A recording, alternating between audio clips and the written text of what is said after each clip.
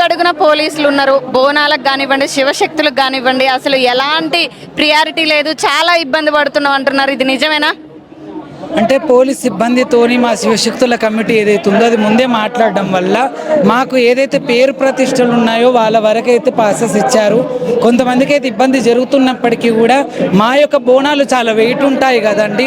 మిగతా వాళ్ళ బోనం తక్కువ, మా బోనం ఒక్కొక్కటి 20 kgs 25 kgs ఉంటాయి. ఎందుకంటే బిందె మీద బిందె ఉంటుంది, దాని నిండా అన్నం ఉంటుంది, వ్యాపాకు ఉంటుంది. కాబట్టి చాలా ముఖ్యంగా అయితే మమ్మల్ని అయితే ఇక్కడ దాకా ఒగ్గుడోళ్లతోని మమ్మల్ని ఇక్కడ దాకా పంపించడం జరిగింది.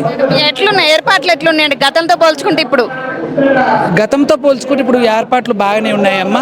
అలాగే ఇంకోటి ఎండ కూడా చాలా ఎక్కువగా ఉంది, చాలా మంది ఇబ్బంది ఉన్నారు. కానీ అడుగడుగు మాత్రం ఎవరో పుణ్యం కట్టుకున్నారు, వాటర్ కూడా ఇస్తున్నారు. అదొక వాటర్ ఇస్తున్నారు కానీ మరి అమ్మవారు ఇవ్వాల్సిన భూమి మీదకి ఎందుకు నీళ్ళని ఇస్తలేదో. కాబట్టి బోనం అమ్మవారికి సమర్పణ చేసి, అమ్మా నీకు ఏ అన్నం అయితే పెడుతున్నామో ఆ రైతులు ఉపాసంతో ఉంటున్నారు, ఆ కడుపు మాడి ఉంటున్నారు, ఏడుస్తున్నారమ్మా. సకాలంలో వర్షాలు లేక ఆ యొక్క ఎండలతోని పాడి పంటలు ఎండిపోతున్నాయి. నువ్వు సకాలంలో వర్షాలు రావాలి.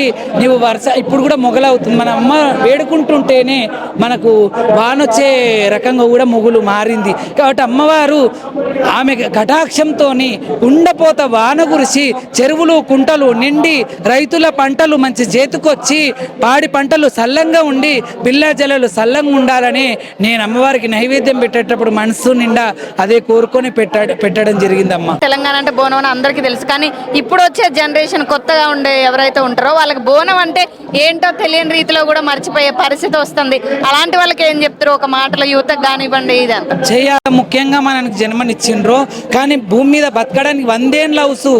దానికి యజమానులు దేవతలు.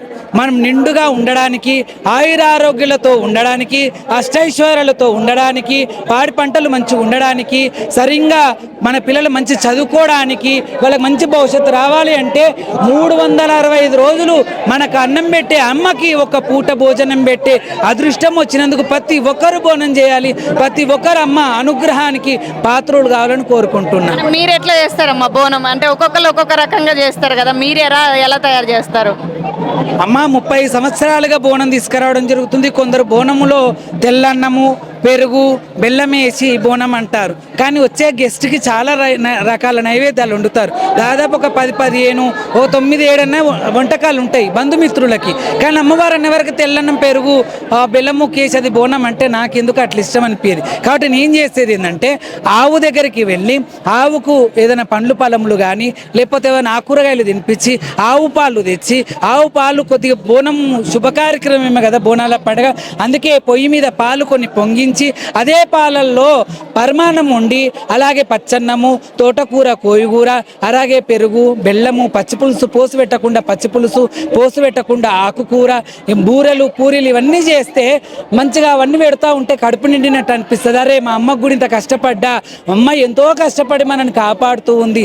మొన్నటి దాకా కరోనా నోటికి చిక్కకుండా కూడా కాపాడింది. వాళ్ళ బతుకున్నామంటే అది అమ్మవారి అనుగ్రహం వల్లనే. అందుకే అమ్మకు చాలా బోనం నిండుగా ఉండేటట్టుగా. మనకి ఇచ్చిన తల్లి మనం ఎంత పెట్టినా తక్కువే అంటారా? ఎంత పెట్టినా తక్కువని, ఇంకా నైవేద్యాలు పెట్టినా తక్కువని.